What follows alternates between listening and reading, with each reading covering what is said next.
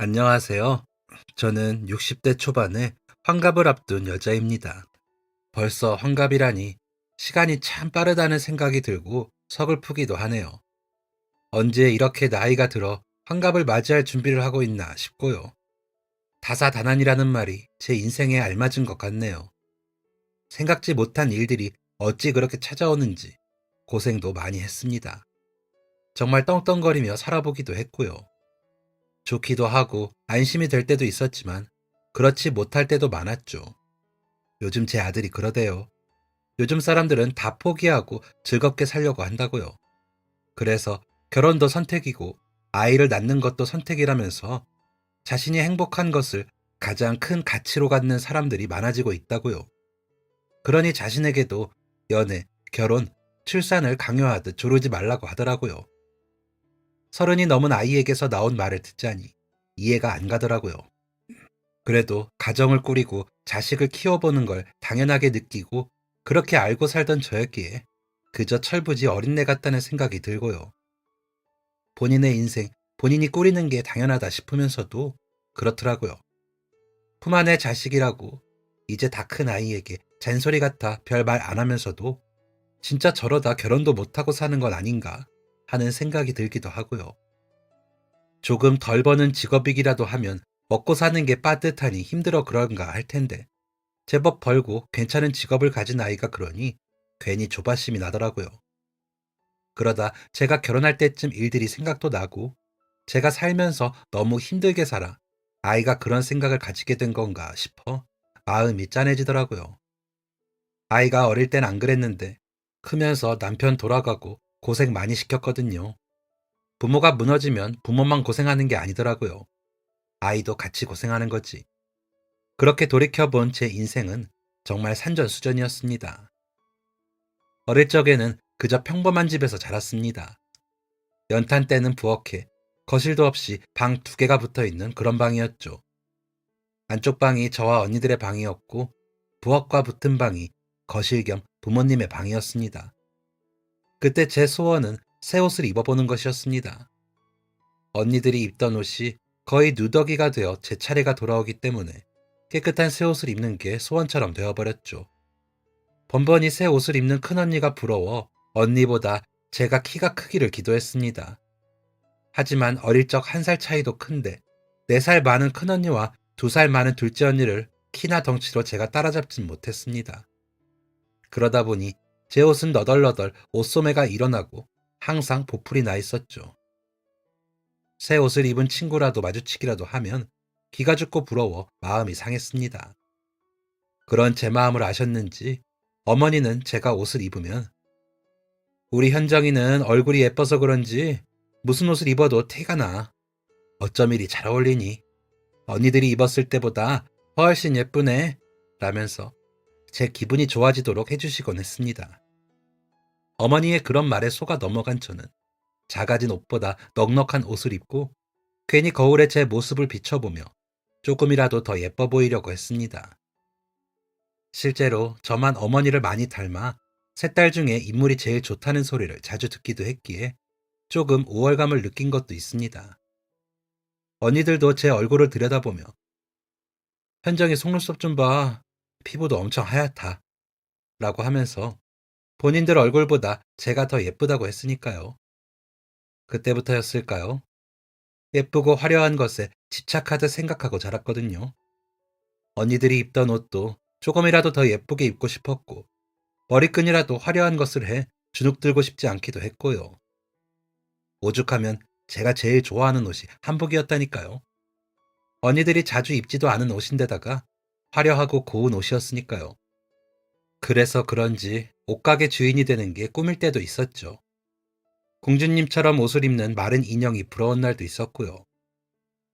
중학교에 올라가며 언니들과 덩치가 비슷해지고서야 제 옷이 생겼습니다. 처음 교복을 맞출 때는 너무 신이 나서 만세를 부르기도 했죠. 오로지 제 옷이었으니까요.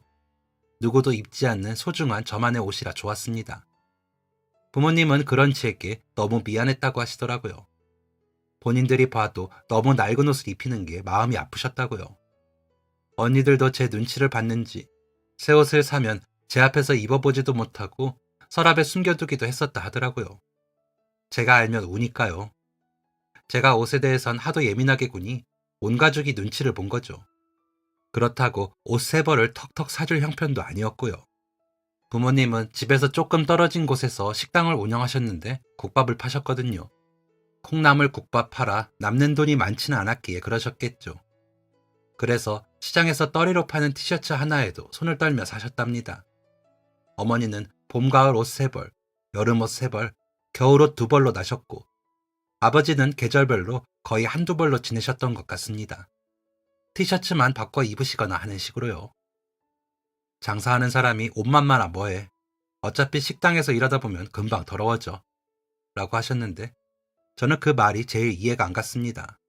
이왕지사 깨끗하게 입고 장사를 하면 좋고 여러 벌 사서 돌려 입으면 더 깨끗하고 보기 좋게 오래 입을 수 있을 것 같다고 생각을 했거든요.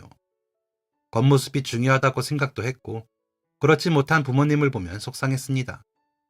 옷차림과 보여지는 모습으로 사람들이 얼마나 평가를 하는데 하고요.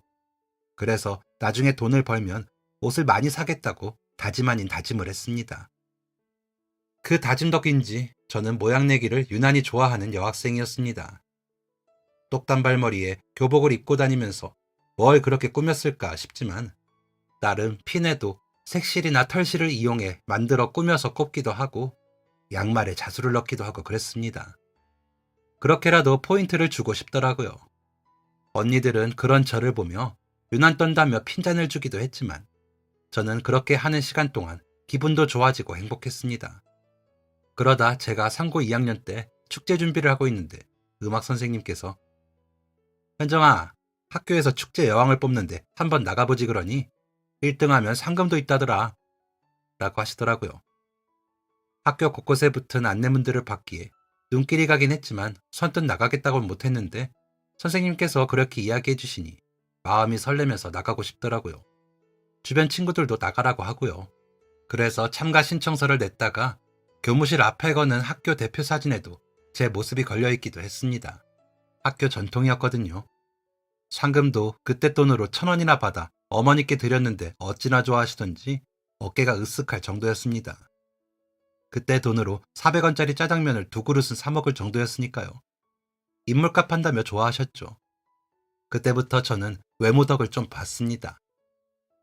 상고를 졸업하고 저는 학교에서 추천서를 넣어주신 회사에 격리로 들어갔습니다. 그러다 보니 오고 가는 거래처 사장님들과 자주 마주칠 기회가 많았죠.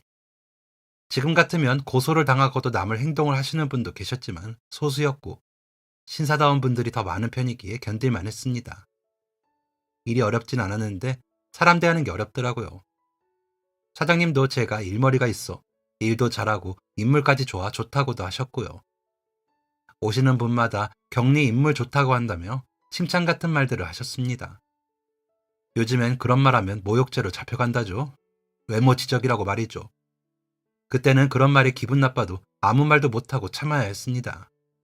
인물 좋다, 예쁘다는 말이 겉으로는 나쁜 말도 아니고요. 사람의 외모를 평가하는 그 자체가 나쁜데 왜 몰랐나 모르겠습니다. 그래도 저는 이익을 받는 쪽이었으니 참을만 했는데 그렇지 못한 쪽도 많았죠. 가끔 친구들을 만나 이야기 들어보면 울고불고 하는 친구들도 있었고요. 그러다 그 사람을 만났습니다. 미리 약속도 없이 찾아온 사람이었죠. 회사를 열기 위해 이리저리 다니다 저희 사장님께 자문을 구한다면서요. 다부진 인상의 그 사람은 사장님이 계시지 않는데도 왕부석처럼 기다렸습니다. 미리 약속을 하시고 오면 좋은데 며칠에 한 번씩 찾아오는 통에 번번이 차를 타주기만 하는 제가 다 곤란할 정도였으니까요. 사장님이 돌아오시는 시간을 말씀드려도 가지도 않고 기다리더라고요. 그러다 가끔 사장님을 만나기도 하고 못 만나고 가기도 하고 하다가 거래를 따냈는지 거래처로 약속을 잡고 오기 시작하더군요. 한 달에 한 번씩은 온 것 같습니다. 젊은 사장이라 그런지 편했습니다. 가끔 실없이 하는 농담이 재미있기도 했고요. 그래서 웃었죠. 그러던 어느 날 사무실을 나서면서 현정씨, 오늘 저녁에 뭐 해요? 하고 묻더라고요. 그런데 그 말을 듣는데 저도 모르게 기분이 좋아지더라고요. 사장님을 비롯해 나이가 많으신 분들이 많던 회사였던지라 젊은 사람이 오가니 좋기도 했지만 항상 깔끔한 모습이라 좋았거든요. 은근히 풍기는 로션 냄새도 좋게 느껴졌고요. 제법 큰 키도 마음에 들었습니다. 그런 사람이 제게 일정을 물어보니 기분이 좋더라고요. 수줍은 마음인데도 집에 가죠 라고 대답을 해버렸습니다. 그러자 그 사람은 배시시 웃더니 그럼 저랑 저녁 하실래요? 라고 하더군요. 뭣도 없이 웃기만 하면서 데이트 신청을 하는 그 사람이었는데도 저는 그 데이트 신청을 받아들였습니다. 그리고는 1년 정도 연애를 했죠. 세 자매 중에 제가 제일 먼저 시집을 가게 되었습니다. 부모님은 언니들 각오하라고 하셨지만 그 사람을 만나보시고 이해하셨습니다. 저보다 3살이 많은 그 사람은 큰형과 15살 차이가 났거든요. 조카들하고도 몇 살 차이가 안 난다고 하더라고요.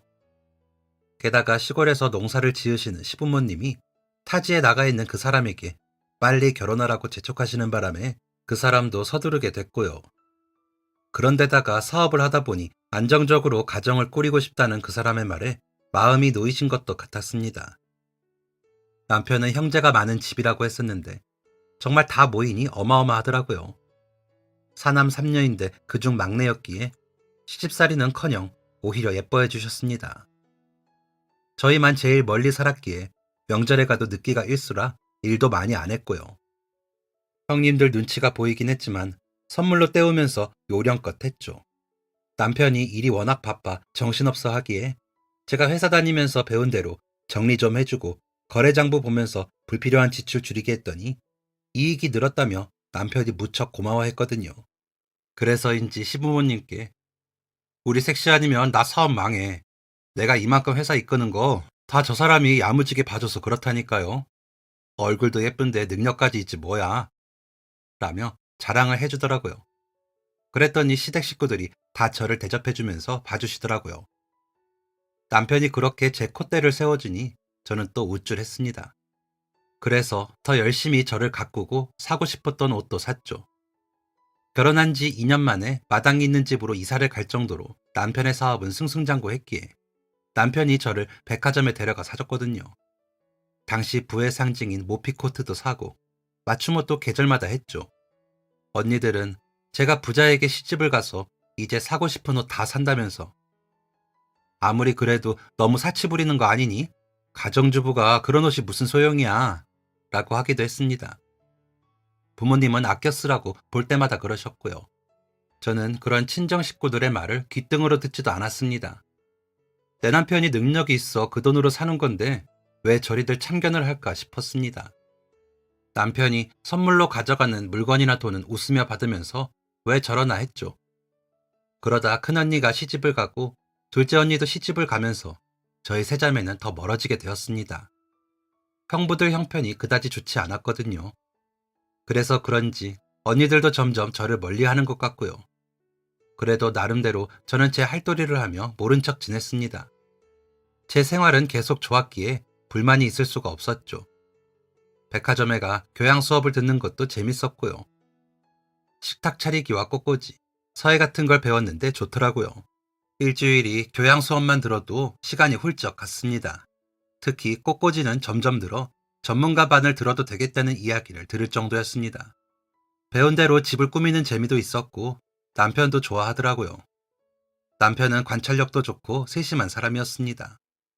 그래서 제가 조금만 변화를 줘도 다 알아보고 칭찬해 주더라고요. 남편이 칭찬을 해주면 기분이 날아갈 것 같았습니다. 종종 장부를 봐달라고 할 때도 제가 꼭 필요한 사람 같아 좋았습니다. 남편이 너무 고맙다고 했거든요. 그래서 성심성의껏 하기도 했고요. 사모님 소리 듣는 것도 당당한 기분이 들어 어깨가 펴지더라고요. 하지만 단 한 가지 저를 조바심나게 하는 일이 있었습니다. 시부모님께서 볼 때마다 아기는 아직이냐? 하며 물으셨는데 그게 힘들더라고요. 그러실 만도 한 게 결혼한 지 3년이 되어가도록 아이가 안 생겼거든요. 보약도 지어주셔서 빼놓지 않고 먹었는데 아이는 안 찾아오더라고요. 점점 시댁에 갈 때마다 죄인이 되는 것 같았습니다. 남편이 바빠 얼굴 보기도 힘들어진 것도 있었는데 아이가 안 찾아오니 안 그래도 마음이 조급해지는 데다가 시부모님이 물으시는데 힘들더라고요. 그래도 웃으며 아직 아이가 엄마 아빠를 못 찾나 봐요. 하고는 했습니다. 언니들은 결혼하자마자 조카들을 얻으며 아이를 품에 안았는데 저는 그러질 못하니 더 우울하고 마음이 다급해지더라고요. 그러다 결혼한 지 3년 반 만에 아이가 생겼다는 걸 알았습니다. 어찌나 좋던지 임신인 걸 안 순간부터 매일 감사일기를 쓸 정도였죠. 남편은 사업이 바쁜 와중에도 임신한 저를 잘 살펴주었습니다. 남편 일이 잘 되면서 일본까지 오고 가며 출장이 늘어 바빠졌거든요. 그런데도 병원에 갈 때도 거의 같이 갈 정도로 관심을 보였습니다. 혹시나 본인이 못 가면 기사를 보내주었고요.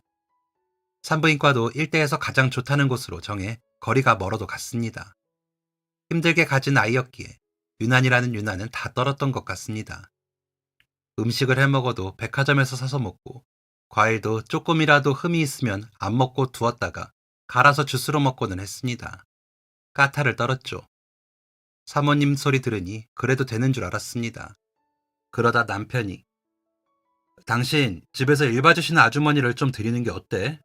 아무래도 당신 몸이 더 무거워질 텐데 혼자 있는 것도 불안하고 앞으로 집안일도 혼자 하기 힘들어질 것 아니야. 아이도 같이 봐주고 집안일 할 수 있는 사람으로 알아봐 하더군요. 그래서 알았다고 했지만 선뜻 남의 손에 살림을 맡기는 게 쉽지 않더라고요. 몇 분 면접을 보았지만 마음에 드는 분도 없었고요. 그래서 고민만 하다가 배가 점점 불러오도록 아주머니는 못 뽑았습니다. 그러다 백화점에 가서 장을 보려는데 이상한 장면을 보고 말았습니다. 채소 코너였는데 한 3살 정도 되어 보이는 아이를 업은 여자가 누군가와 이야기를 하는데 매달려 사정을 하면서 울더라고요. 말소리가 제가 있는 곳까지 들려 들어보니 아이 없고도 잘할 수 있어요. 피해 안 드릴게요. 일 좀 시켜주세요. 라는데 무슨 일인가 싶더라고요. 엎인 채로 아무것도 모르고 보채는 아이도 안쓰러워 보이기도 했고요.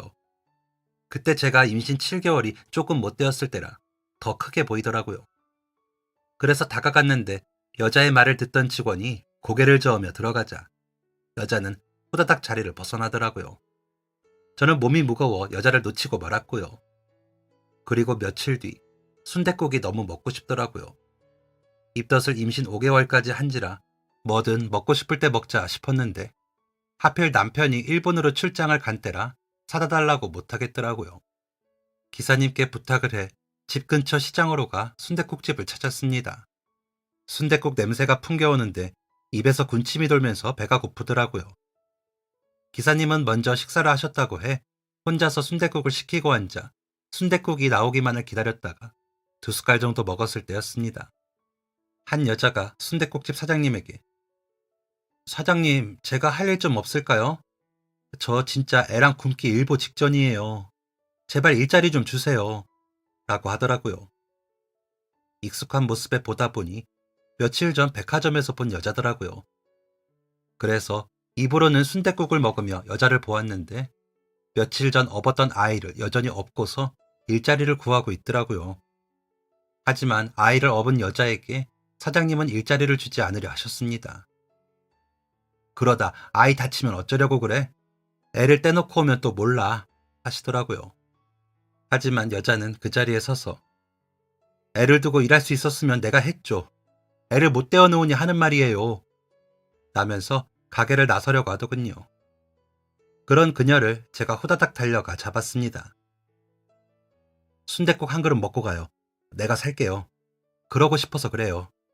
라면서요. 여자는 그런 저를 보더니 정말 놀란 것처럼 보였습니다. 저는 제가 혼자 먹다가 봐서 그래요. 애가 배고프면 안 되잖아요. 얼른요. 하면서 제가 혼자 앉아있던 자리로 이끌었습니다. 왜인지 짠하더라고요. 저보다 어려 보이는 여자가 아이까지 업고 돈을 벌려고 하는 모습이 안쓰러웠습니다. 저는 순댓국을 한 그릇 더 시키고 여자에게 몇 살이냐, 아이는 몇 살이냐 하며 이것저것 묻기 시작했습니다. 여자는 처음에 머뭇거리더니 대답을 해주더라고요. 저보다 3살이 어린 여자였고 아이는 3살이라고 하더라고요. 그런 여자에게 혹시 일자리 필요하면 우리 집에 와서 일해볼래요? 보다시피 나도 곧 아이를 낳는데 혼자 집안일 하기가 힘들 것 같아서요. 아기 엄마끼리 지내면 좋을 것 같기도 하고 아이 데리고 와요. 라고 해버렸습니다. 제 밑으로 여동생이 있었는데 2살을 못 넘기고 병으로 먼저 떠났거든요. 동생이 살아있었으면 저렇게 컸겠다 싶어 그냥 보낼 수가 없더라고요. 어쩌면 언니들하고도 멀리 지내다 보니 외로운 마음이 들어 그랬을지도 모릅니다. 친구가 필요했던 것도 같고요. 여자는 고개가 식탁에 닿을 정도로 인사를 하더라고요. 열심히 할게요, 사모님. 정말 잘할 수 있어요. 감사합니다. 감사합니다. 하면서요. 다음날 아이를 업고 온 여자는 제법 집안일을 하더라고요. 제가 교양 수업에서 배워온 것들을 정리하는 것도 잘하고요. 특별히 마음에 들었던 것은 옷 정리하는 법과 요리였습니다. 옷은 소재별로 깨끗이 손질해 다음에 입을 때 깔끔하게 입을 수 있게 해주었거든요. 요리도 고급 식재료로 조리를 잘해 너무 마음에 들었습니다. 얼떨결에 만나 집안에 들이면서도 걱정이 들기는 했는데 좋더라고요. 미정 씨는 나이도 어린 사람이 어디에서 이렇게 집안일을 배웠어? 옷이며 음식이며 나보다 더 잘하는 것 같아.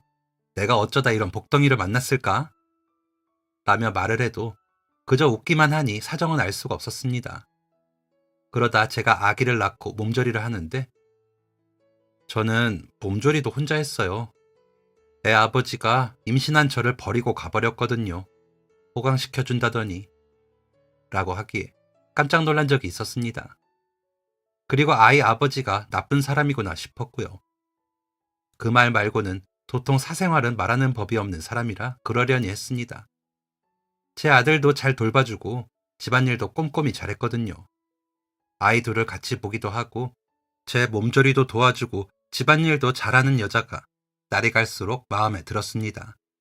제 몸조리를 도우러 오셨던 친정엄마는 제가 집안일에 사람을 쓰는 것을 마음에 들어 하진 않으셨지만 남편이 그러라고 했다 하니 별말 없이 여자를 지켜보기만 하시더라고요. 트집을 좀 잡고 싶으셨겠죠. 그런데 꼼꼼히 잘하는 여자에게 결국 아무 말도 못하시고 가셨습니다. 그런 여자에게 저는 점점 더 의지했고 월급도 넉넉히 챙겨주었습니다. 언니들과 교류가 없다 보니 조카들과도 당연히 교류가 없었기에 형제가 없는 아이에게 여자의 아이는 좋은 형이 돼주었습니다. 엄마를 닮아서인지 마음이 여리고 순한 게 착한 아이에게도 고맙더라고요. 그렇게 여자와 저는 자매처럼 지내며 제가 옷도 주고 화장품도 사줬습니다. 쇼핑을 갈 때도 같이 다니면 닮았다면서 자매냐고 묻는 사람들도 있었죠. 그래서 그런지 여자에게 정을 더 쏟았습니다.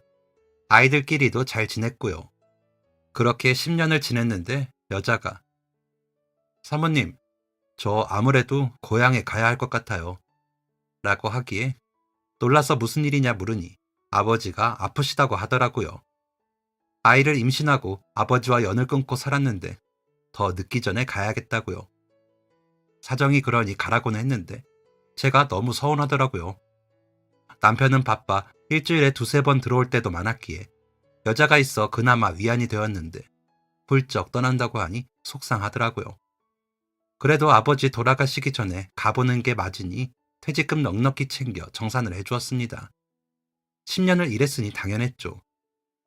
아들은 형과 헤어지기 싫다며 울었지만 어쩔 수 없는 노릇이었습니다.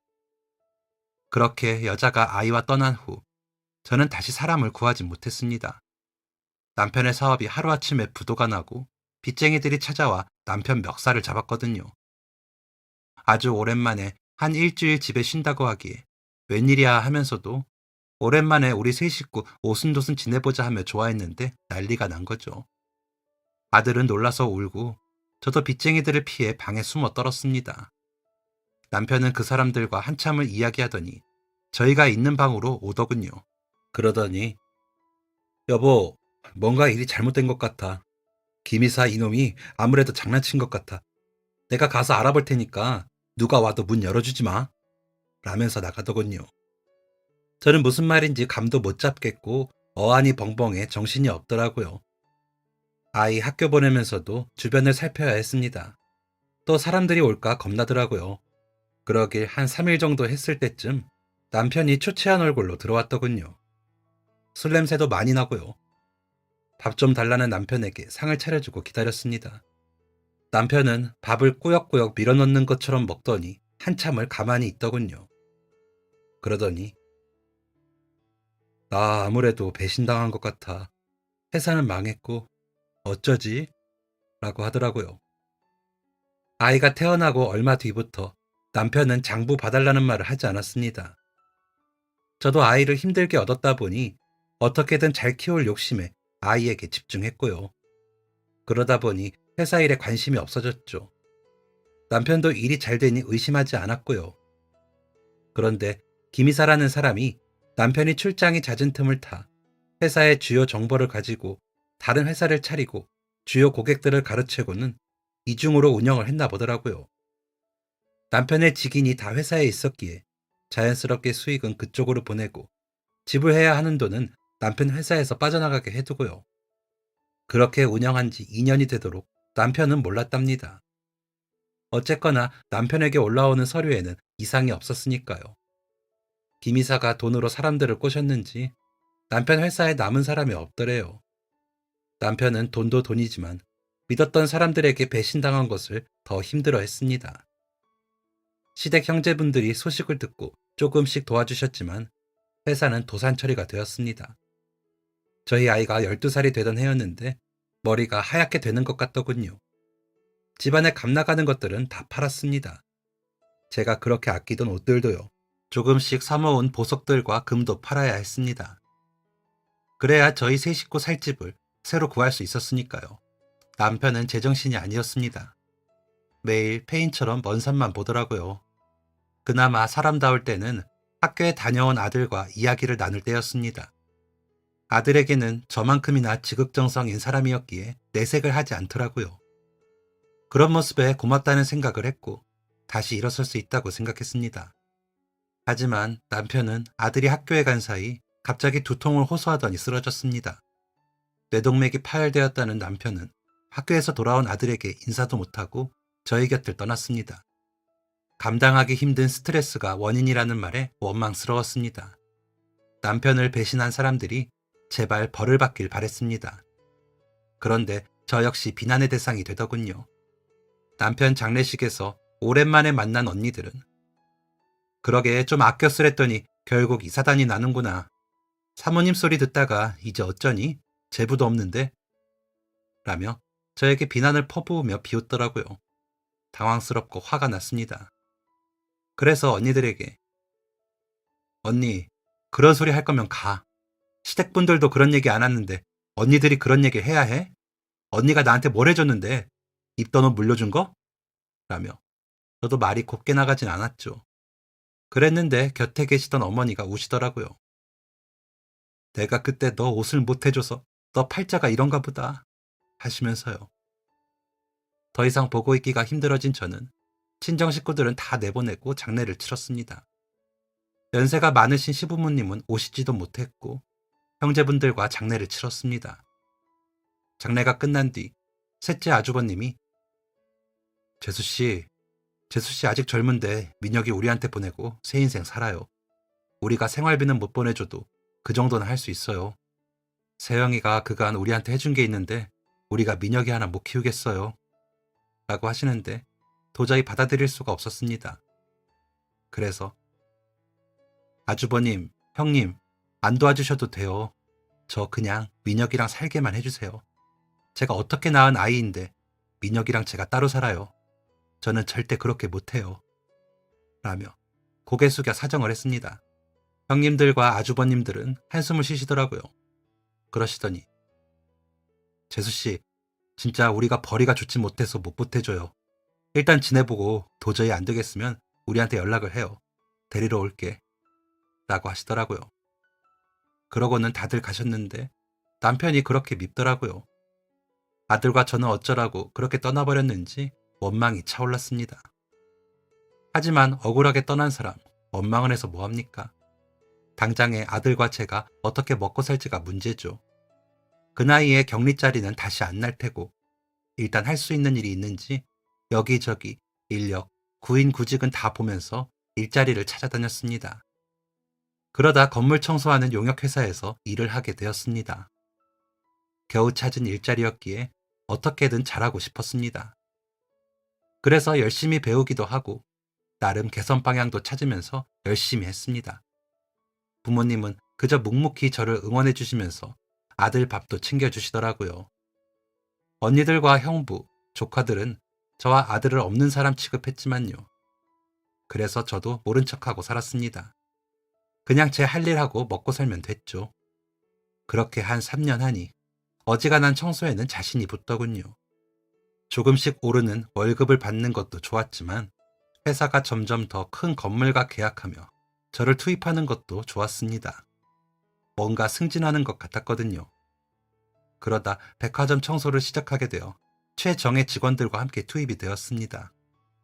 백화점 특성상 일이 많고 꼼꼼해야 해 회사에서는 더 신경을 쓸 수밖에 없었거든요. 그런데 제가 아주 큰 사고를 내고 말았습니다. 누군가 화장실에 구토를 해놨다는 연락을 받고 가 깨끗하게 청소를 하고 난 뒤 세제를 담은 물통을 비우러 화장실에 들어가 양동이를 들다가 삐끗하여 곁에 서 계신 고객님의 밍크코트에 쏟아버린 것이었습니다. 고객님이 계실 때는 오물을 버리지 않는다는 매뉴얼을 지키지 않았기에 오롯이 제가 100% 손해를 부담해야 하는 상황이 되어버린 겁니다. 일단 고개를 숙이고 죄송합니다. 제가 해서는 안 되는 실수를 해버렸네요. 어떤 보상을 원하시던지 제가 다 보상하겠습니다. 죄송합니다. 라며 사과를 했습니다.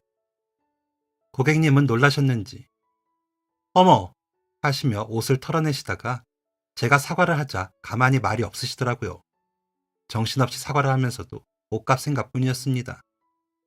하필이면 저 비싼 밍크코트에 구정물을 튀기다니 어쩌지? 하는 생각이 들었거든요. 그런데 그 고객분이 저를 잡더니 사모님 아니세요? 저 모르시겠어요? 저 미정이에요, 사모님. 사모님 댁에서 일하던 아기 엄마 미정이요. 라고 하는데 제가 무슨 말을 듣고 있는지 이해가 가질 않았습니다.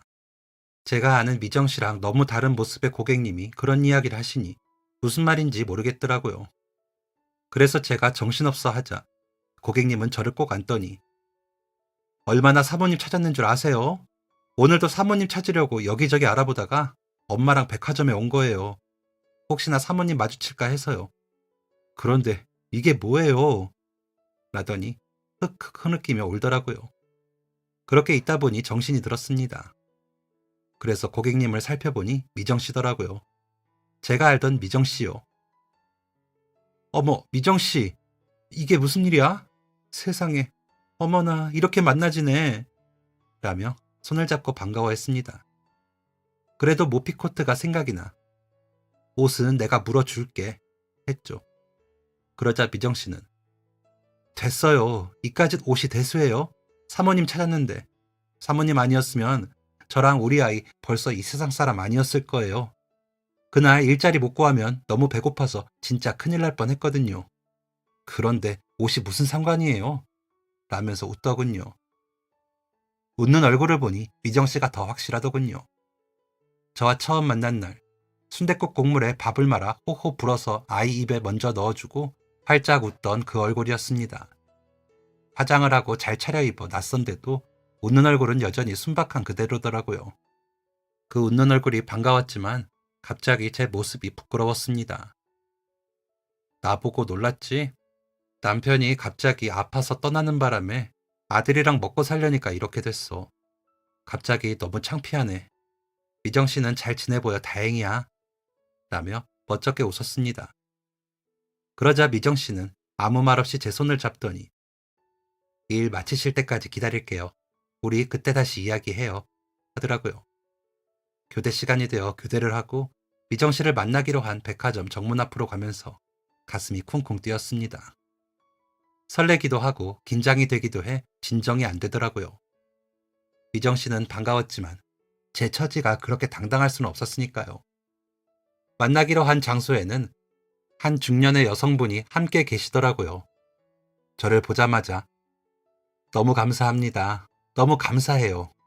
라며 손을 꼭 잡아주시는데 너무 따뜻하게 느껴져 조금 마음이 진정되는 것 같더라고요. 아이들 안부까지 서로 묻고는 제가 먼저 그동안 어떻게 지냈는지 이야기했습니다. 미정 씨는 눈물을 닦으면서 사모님, 고생 너무 많으셨어요. 라며 제 손을 잡더군요. 그러더니 미정씨 이야기를 하더라고요. 제가 5년 전에 아버지 편찮으시다고 고향으로 간 건 아시죠? 아버지가 안 받아주실 걸 알면서도 무작정 간 거예요. 가끔 엄마랑 통화는 했거든요. 사실 저희 집이 사정이 나쁘지 않았어요. 부족한 것 없이 자랐고요. 그런데 그놈의 아들이 뭐라고 딸들은 어릴 적부터 집안일을 그렇게 시키시더라고요. 그게 싫어서 밖으로 돌다가 21살에 우리 아이를 낳은 거예요. 아버지는 임신한 걸 아시고는 당장 병원 가라고 난리가 나셨죠. 그런데 제가 그 남자랑 살겠다고 아버지랑 다시는 안 본다며 가출을 했거든요. 그랬는데 얼마 지나지 않아 배가 불러오자 남자는 다른 여자 만나 도망을 갔고 저 혼자 아이를 낳아 길렀어요. 그러다 있던 돈 다 쓰고 일자리를 찾으려는데 아이가 있으니 안 시켜주더라고요. 그런데 사모님이 저랑 아이한테 밥도 사주시고 일도 하러 오라고 해주셔서 저랑 아이가 살았죠. 그리고 일하는 동안에도 잘 해주셨잖아요. 그런데 아버지가 아프시다고 하니 가야겠더라고요. 사모님께는 은혜도 못 갚았는데 말이죠. 나중에 다시 찾아오겠다고 다짐을 하고 고향으로 갔죠. 그랬는데 아버지가 안 받아주시더라고요. 그래서 그냥 저도 모른 척하고 병간호했더니 돌아가시기 1년 전에 고맙다 하시더라고요. 아버지 돌아가시고 사모님께 인사라도 해야 할 것 같아 찾아갔는데 안 계시더라고요. 그래서 얼마나 찾았는지 몰라요. 라면서 울더라고요. 사장님 회사가 망했다는 말 듣고 어쩌면 못 찾을 수 있겠다 싶었는데 이렇게 찾아서 얼마나 다행인지 몰라요. 저희 아버지 돌아가시기 전에 제가 사모님 이야기 많이 했거든요. 그랬더니 아버지가 꼭 찾아서 보답하라고 하셨거든요. 저희 고향에서 아예 이쪽으로 왔어요. 다 정리해서. 앞으로는 자주 찾아뵐게요. 라고 하는데 제가 할 말이 없더라고요. 곁에서 듣기만 하시던 미정 씨의 어머니께서는 엄마라고 생각하고 힘든 거 있으면 다 이야기해요. 내가 할 수 있는 선에서 다 할게요. 라고 하시면서 제 손을 잡으시고요. 말만이어도 고맙더라고요. 언니들 생각도 나고요. 그 후로 미정 씨는 정말 자주 찾아와 저희 아들과 미정 씨 아이와 같이 저녁도 먹고 시간을 자주 보내더라고요. 저도 피곤한 날에도 미정 씨가 오면 좋았고요. 그러다 사모님, 꽃꽂이 배우시던 건 어떻게 됐어요? 하고 묻더라고요. 그래서 그때 전문가 과정 했어요. 재미있어서. 나중에 돈 모으면 꽃가게나 해보려고 하며 웃었죠.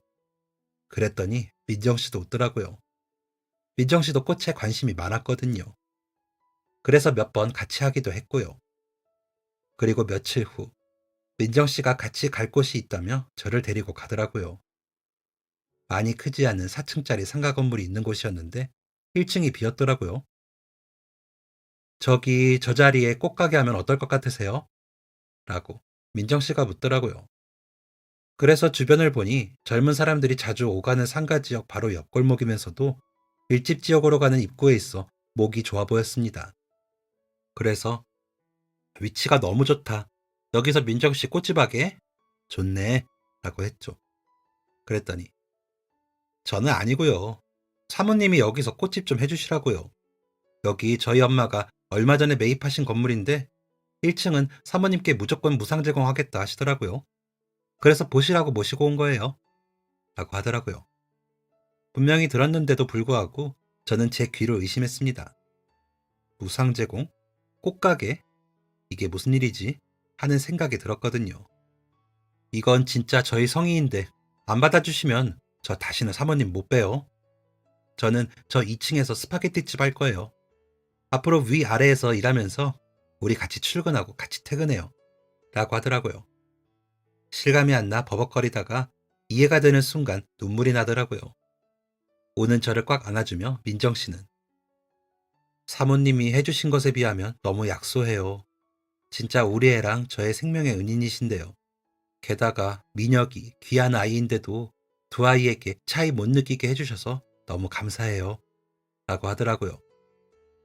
그렇게 시작한 꽃집은 이제는 수강생들도 꽤 되고 주문이 많아 가끔 밤에도 작업을 합니다. 결혼 시즌이나 돌잔치 때도 주문이 많거든요. 그래도 즐겁게 하고 있습니다. 제가 좋아하는 아름다운 꽃과 함께하는 일이니까요. 그런데다가 우리 아들 학교도 보내고 키우게 해주었으니까요. 원래도 아름다운 것이 좋은 제게 꽃은 더 아름다운 존재가 되었습니다. 그리고 소중한 사람도 제게 아름다운 존재가 되었죠. 가족이 아니어도 서로가 아끼는 마음이 있다면 얼마든지 그 이상의 관계로 지낼 수 있다는 것도 깨달았고요. 그러다 보니 더 나은 삶의 방향으로 갈 수 있었습니다. 인생은 60부터라는데 저도 그럴까요? 이제는 제발 안정적으로 보낼 수 있기를 바랄 뿐입니다. 사건, 사고는 제발 이제 그만이길 바라기도 하고요. 여러분들도 무탈하게 건강히 잘 시간이 흐르시길 바라겠습니다. 종잡을 수 없는 게 인생이라지만 그럼에도 불구하고 아름다운 인생이시길. 언제나 행복하세요. 감사합니다. 지금까지 사연 들어주셔서 감사합니다. 사연이 재밌으셨다면 구독과 좋아요를 눌러주세요. 감사합니다. 안녕히 계세요.